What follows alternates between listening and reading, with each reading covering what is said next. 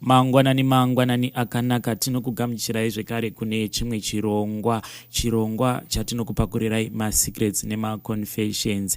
Mukoma vakatumira voice note rataka uploada nezuro padomestic issues. I've been trying to get hold of you but hamusi kudaira foni yenyu. Ndanga ndichikumbira kuti kana makateerera please uyai tikwanise kutaura kuWhatsApp tione kuti mungakwanisa kuwana counseling here.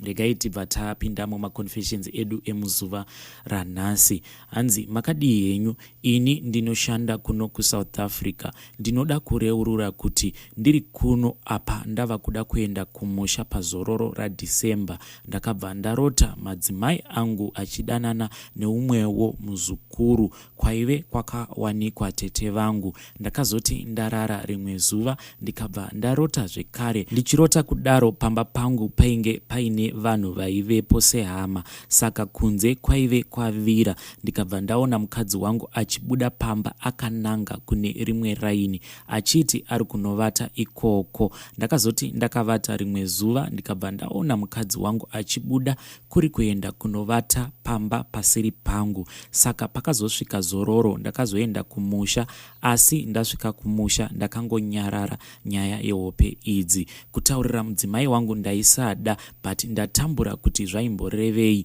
Kusamuudza ndaitya kuti zvimwe ndingagumbura umwe wangu. Saka pava nepfungwa yangu ndepekuti chero zvodii handimbomubvunzi. Ndinoda kunotsvaka vanoitawo zverunyoka ndimboteya ndione kuti ndezvechokwadi here. Ndiyo nyaya yangu iyi mukoma Nashi. Ndiyo nyaya yakabva kuna Haidhi. Mukoma tinongokumbira kuti kana kuri kunzi mukazoenda mukanoita izvi zverunyoka, please dzokai mutipewo maupdate tinzwe kuti zvakazofamba sei. Regai tiende panyaya yedu inotevera. Hanzi hello, please hide my identity nekuti izvi zvine makuva mukati. I have a confession. Ndiri mukadzi ane 35 years uye ndiri kuchengetesa mwana kuna baba vasiri vake ende nevake chaivo vari kutochengetawo. Ndakaita nhumbu then baba vemwana vakabva varamba mimba iyoyo, so ndaifanira kutsvaka imwe way yekuti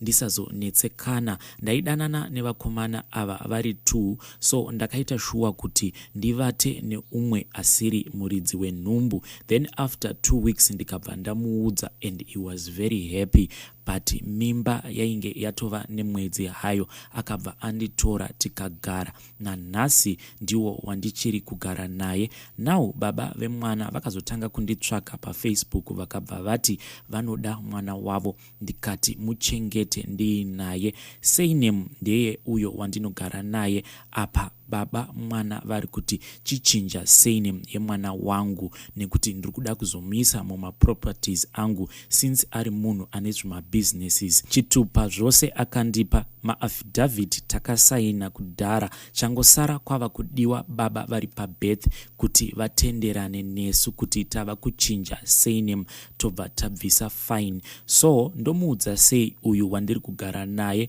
cause iye anototi mwana uyu ndewake. Hazvina makuva here izvi mukati? Please help me nekuti zvaizvezvi ndiri kutonzwa dzungu chairo nekufunga. Ndiyo yanga iri nyaya yakabva kuna Haidhi. Hanzi zvaizvezvi shiri yakabvuta rekeni, varume tatova pama1 chaipo. Regai tibva taenda panyaya yedu inotevera. Hanzi Elon Nashi, please hide me. Inini ndiri musikana who is aged 20. Ndiri kudawo kubatsirwa. Nyaya yangu yakadai. Ndaishanda mugolf ndichitengesa magumbeze. Then mumwe musi kwakauya umwe mukadzi. Mukadzi uyu airatidza kuti ane mari, akabva atenga magumbeze 20.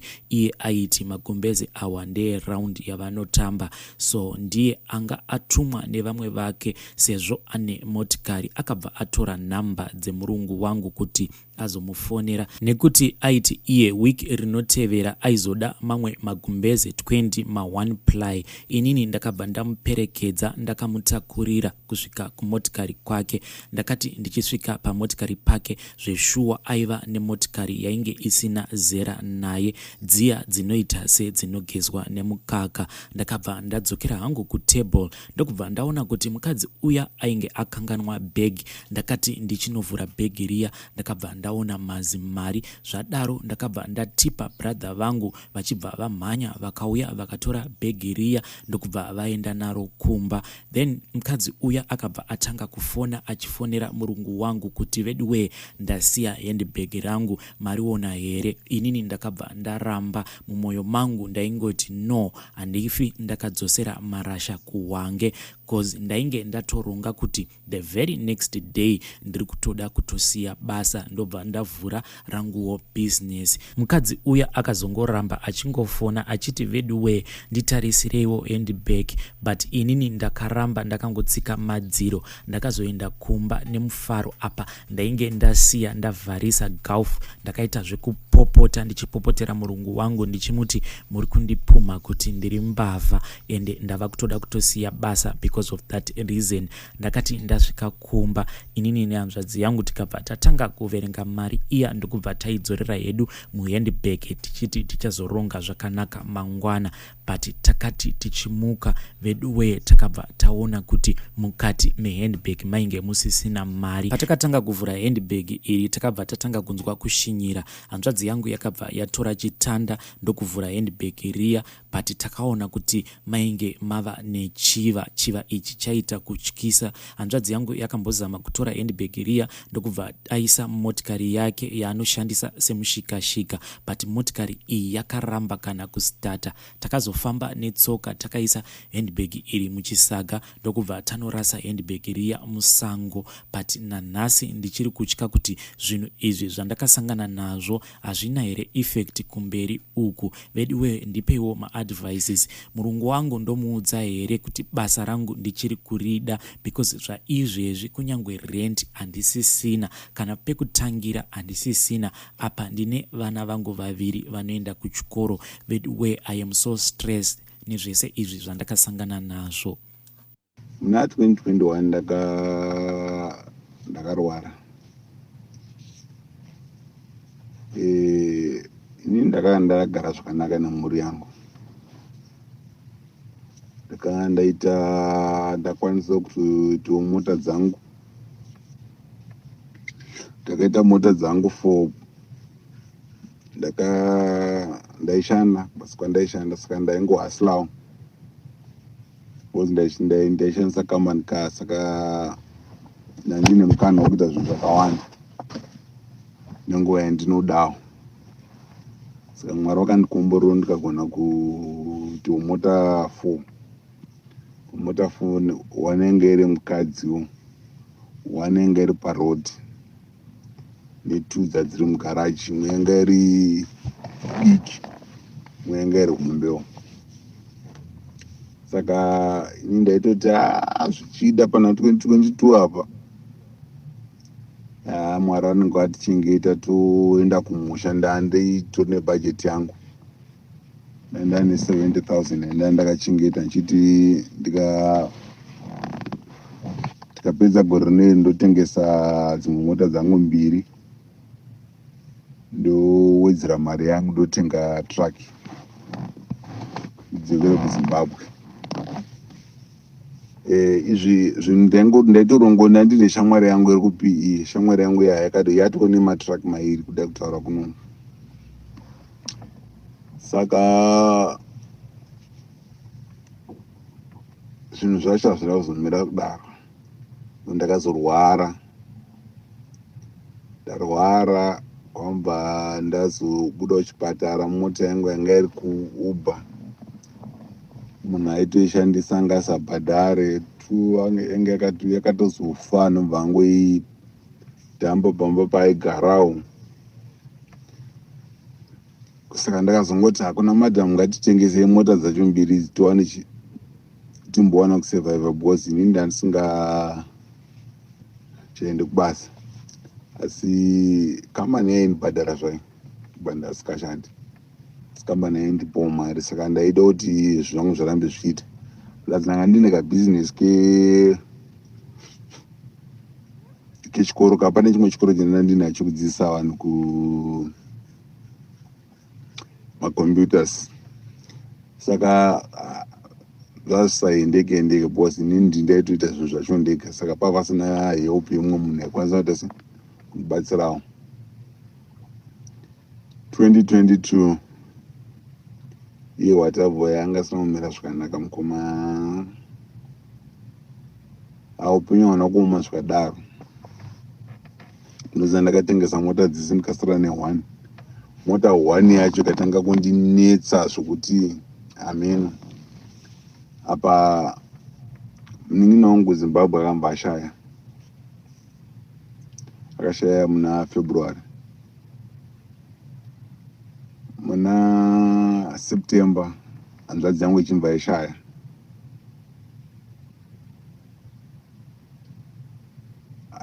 Zvorwadza mukoma handikunyepere zvondirwadza ndikadai nzozvifunga kudai. Saka inini ndaifambawo nditsvaga kuti ko chii chiri kunyanya kunetsa kudai nekuti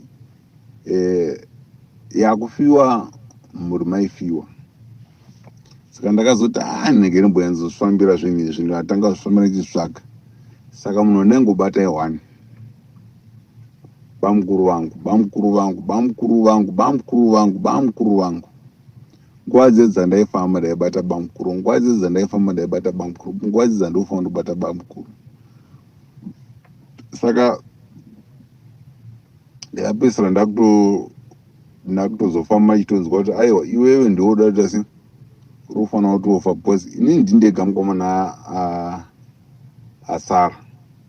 Vamwe vese vasikana ivo vana vavo chete bamukuru vavo ndo kuna vakomana 3 ndo vana vakomana 3 nevasikana 2. Mamwe mafamilies ese aya nevasikana. Inini ndindega mukomana asara kuna mamwe mafamilies ese. Vamwe vakafa, vamwe vasikana nevamwe vakomana vakafa. Vana baba vedu vemafamily ese nanamai vacho vese vakafa. Kwangosara ivo baba ivavo 1 ndo vangosara mumhuri. Baba ivavo 1 ndo vangosara mumhuri. Tine mukadzi wavo, tine mhuri yavo, ndo vega vakakwana. Kumwe kwese takatsvairwa tese.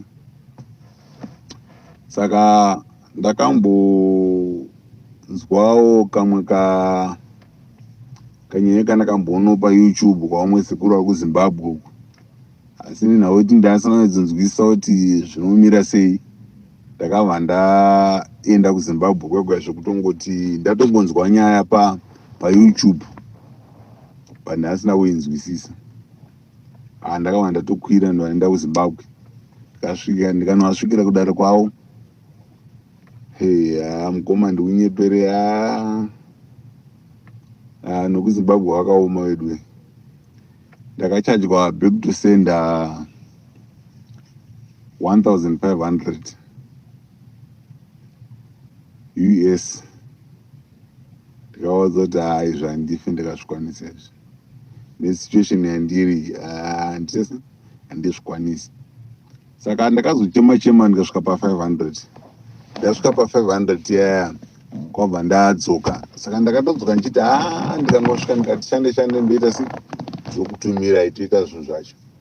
Amai ndakasvika kuno kunini naadzimai vangu hatina kuwirirana.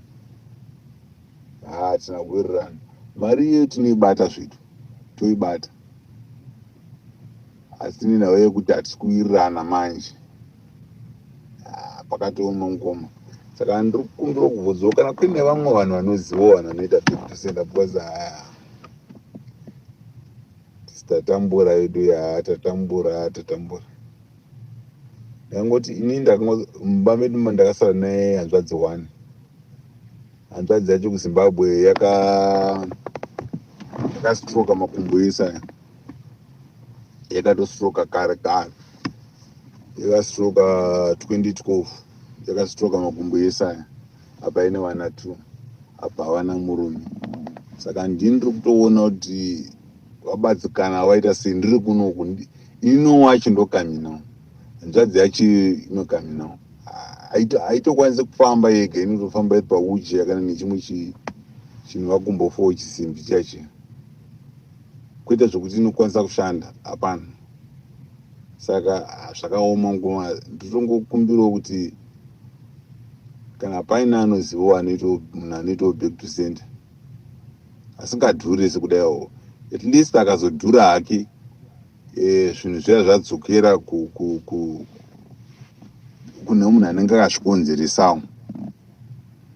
Tinotsvaga mari yakatirambi, tinotsvaga at least akangotibatsirawo tikaonawo yacho yekunzi idare yacho yekunzi anenge achida idare tomupawo itiro back to sender. Kana zvadzokero kumudzi wazvo tozoenderera mberi nekumupa mari yake.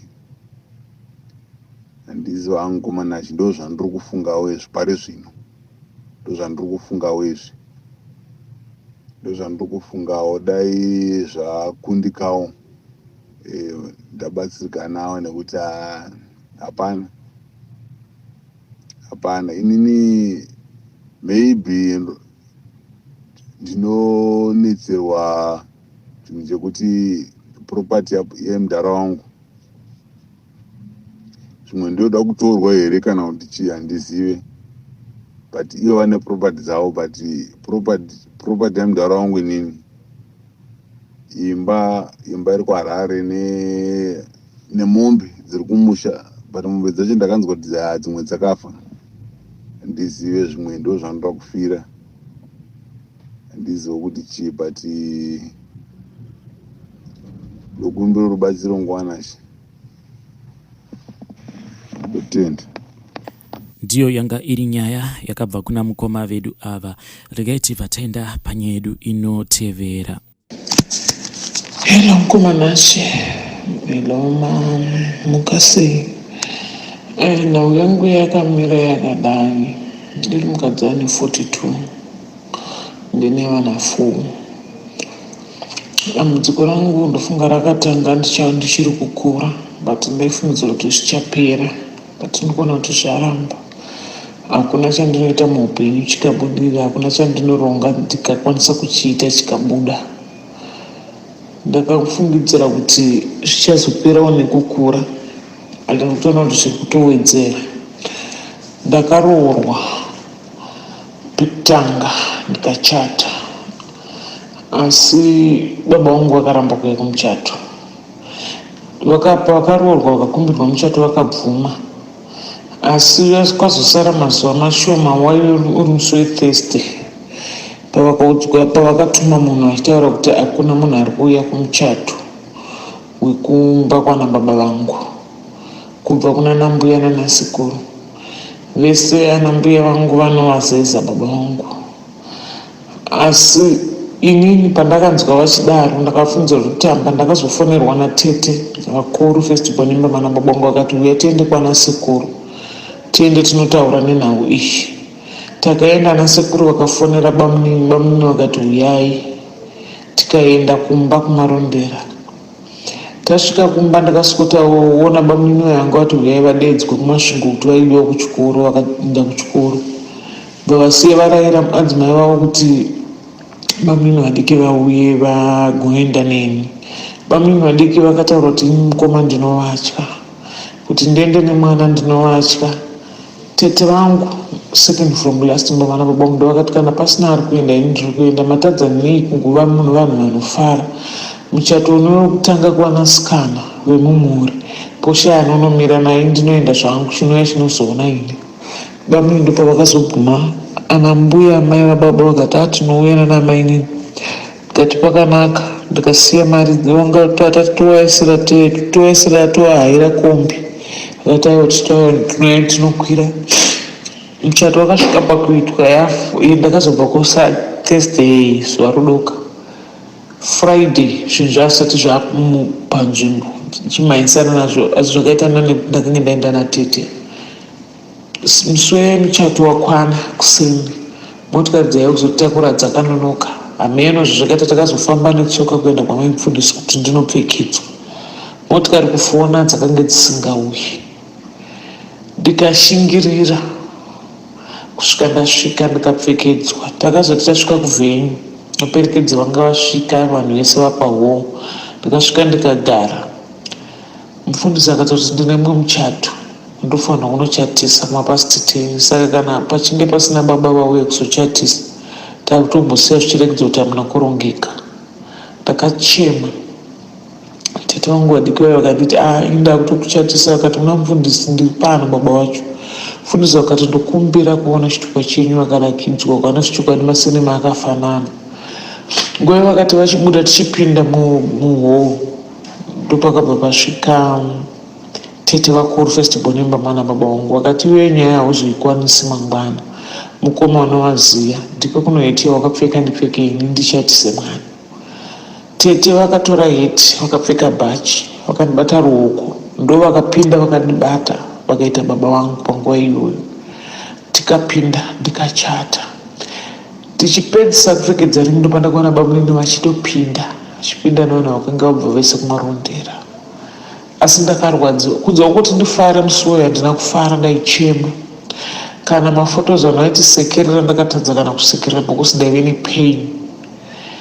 Ndakati zvapfuura izvozvo imba yandakagara ndaifara ndaita sei but takazongoti taita move on out taiuya kuno kuSouth Africa. Murume akazongotanga kuita mashiripiti kudzimara takasiyana imba chainge isingagariki. Pekutanga aiwa akanga ari munhu akanaka akazotanga kuita zvemagirlfriends nekundirova nekuita sekudzimara ndasiya. Ndobva ndakagara almost 8 to 10 years. Ndobva ndapinda mune imwe relationship yandiri izvozvo ndobva ndaroorwa. Ndagara nemurume uyu pekutanga zvinhu zvazvakanaka asi zvinhu zvakazochitanga kuoma zvakare. Akasvikira paextend yekuti takambogara panze. Murume uyu ndakasvika ine zvinhu zvake zvakanaka aitove nekambani yake yakatanga kubhuroka kudonha kusvika paground. Ndobva ndati ngatibvei kuJoburg timboenda kuCape Town since ndikuri kwandaikamboshanda pamwe ndinonowana zvekuita. Ndichisvika zvechokwadi ndakazofonera murungu wangu wandakamboshandira ndikati ndadzoka ndodawo basa akanditi uya nanhasi ndopandiri kushanda. Asi ndikakudza kuti kubva ndichitanga kushanda ndofunga mari ndakangoiunganidza ndopakabva paita covid. After covid hakuna chakazombofamba. Kubva ipapo handizivi kudya mari yangu ino. Mari yangu ndinongoitambira yakapera kudhara. Izvozvi ndatambura nezvikwereti. Ndatambura zvokuti handinzwisisi. Ndakatambira musi wa1 handina kubvira ndabvisa kana 1 rand. Ndakangoendesa kuchikwereti chakaya kakadaro. Handisati ndabhadhara renda, handisati ndabhadhara transport yekuenda kubasa, handisati ndatenga chikafu mbamuna kana chekudya. Unongobuda ungoti vanosara amheno. Wonyatsoona kuti upenyu hwacho uri kundirwadza ende uri kubva kupi uchienda kupi. Padaiti zvakange zvaanani November murume akabva adonha mumba nditori kubasa. Akandifonera akati ndadonha. Ndikatombobvunzira kuti utama. Ndikafonera vana vakanditi zvechokwadi murume akadonha gumbo rikatyuka. Tikati aiwa kungominyuka. Auya kuchipatara kwandinosenza akasvika akaiswa x-ray. Aitwa x-ray gumbo rikanzi rakatsemuka. Akaiswa big slab kwe1 week 1st of December achibva asonoiswa paanosonwa bvaiswa simbi. Vachitaura kuti bhonzo repachiziso rakatsemuka saka paakusapotwa nesimbi. Akatsemuka both sides. Ndobva rasonwa ndobva raiswa simbi varasonwa ndobva raiswa plaster chaiyo. Akaibviswa 2 weeks ago. Gumbo iroro haritsike harifambi ariita sei hakuna imwe income iri kupinda. Vana vari kuenda kuchikoro. Ndakatosavabvisa kumaprivate school ndikavaisa pamagovernment school. Ndaona hazvisi kundiitira hapana kana chiri kufamba. Izvozvo vana kunzvimbo ndakadzi vana vava kuenda kuchikoro. Advantage yandakaita pamauniform ndekuti mauniform avaipfeka kuprivate ndo avari kungopfeka kugovernment. Hondo yauya mabhuku hapana. Hakuna kana chiri kufamba. Mumba chekudya chaimwe hamuna. Ndinogona kutoswera mungotorara. But amai vanoti vanoshanda. Ukataura kuhama kuti zvakaoma vanenge vachitoti zvakaoma zveshuwa kana zvarema dzokai kumba. Ndakafonera muningi wangu akandifonera rimwe zuva akanditi zviri kufamba here ikoko. Ndikati hapana chiri kufamba. Baba vangu ino vakazoroora vakasiyana namai vangu vakati setiritu vakaroora mukadzi vakati havana 5. Baba vangu vanoda vana vavo 5 avo. Isusu tiri 2 havana inesu. Handitoziva rudo rwababa ino. Handitozivi kana chido chekuenda kana kumba kwavo handichizivi. ndaimboenda kumapendacostal church ezvino ndinongoendawo kungoita kugudza kunongwe but kunamata chaiko chaiko handichakwanisi. Kana muri maprofita ndakafamba, kana muri mudzinganga ndakafamba, asi chabuda hapana. Kana kuina anogona kundibatsirawo ameno handizivi. Kana kuri kugezwa ndadzwa nekugezwa nemikaka nemasai, but achafamba hapana zvokutoita wese. Ezvinezvi hakuna chiri kufamba, zvinhu zvese zvakamira, hakuna chandinoronga chikaita. Ndiri munhu wekuchema nezvino ndakasvika pandakati kundadi kupfuudza mweya wangu, pamwe ndaigona kuzorora. Vana vanenge vachiti one ukwewo uchitambura unogona kutukwa nekamwana kadiki kusvazoti ndaparei nenhau yenhambo. Kutukirwa upenyu hwauri kurarama unozotaura kuti uyu mwana mudiki kwandiri but anondiudza zvekuita nenhau kuti handina. Unogona kukumbira chinhu munhu chaunyatsona kuti ana chanogona kudza kuti handina. Saka handizivi kuti nini upenyu hwangu uchavei. Ndibatsireiwo vadikani, ndibatsireiwo, ndatambura inini. Handisi kuziva kuti ndotangira papi ndichibva nepapi. Ndaita upenyu hwekurarama muzvikwereti, ndaita upenyu huri kundirwadza, ndinochema siku nesikati. Kana kuina anogona kundibatsira ndiudzeiwo hama dzangu. Ezvino kana daiti ndikaona handidzi anobatsira ukamuda anobva kuti ndinoda mari. Apa ndiri kutaura kuti handina mari yacho. Arikudedzera kuti ndoda mari handingakubatsire pasina mari. Saka ndaneta vanhu hama dzangu, ndibatsireiwo ndiudzeiwo kuti ndodii. Ndiyo yanga iri nyaya yatumirwa navanzvadzi vedu ava. Vadiwa vateereri, awa ndiwo masecrets nemaconfessions atanga tiinawo muzuva ranhasi. Tosangana zvekare mune zvimwe zvirongwa zvinotevera.